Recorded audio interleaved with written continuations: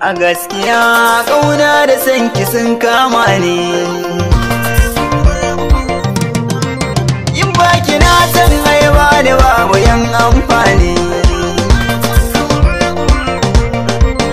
Idan na kauce ƙaunar ki za ta yi mini rauni, idan na zame ke zani so ki zo ki tare ni. Da ki yi wanka kyawunki ne yake dada ni, kamshin turare na jikinki can yake iske ni. So ya yi girman da har yana bidar ya haye ni. Idan kina so na kin ji zo ki bani furanni, ruwa na soyayya zani so a ce su jike ni. Ni ma da hutawa nazarin ki ko a sakwanni, ciwo na so sayu na gaba su min amfani. Na rikice so da wasu na fadin adafani, tunanin mayan garinmu ya kama ni.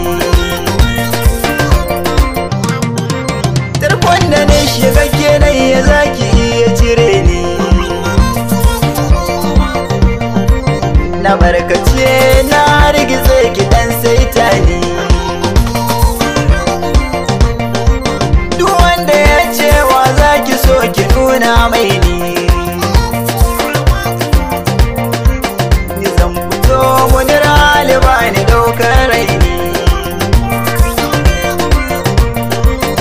idan na so ya za a yi na kauce umarni. Ni bambarin ki ko da a dole za a saka ni, za a duba da ni da ke muna da kamanni.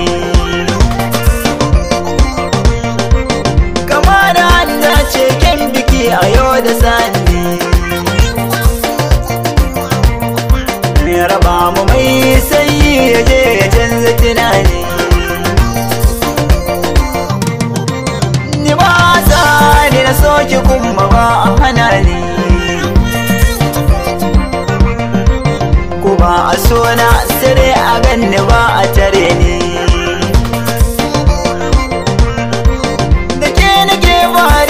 Kisan ana dizgani, burinki kullum mata su bar yawan kalle ni. Ina da ke yan matan ga babu mai taka ni, inda da dama wasu za su so su rinka raka ni. Ya bani siyar da so yana amfani, wuta ta sanki ta ja ni zo ki dan mazge ni. Idan na faɗi dan Allah to ki dan dafa ni.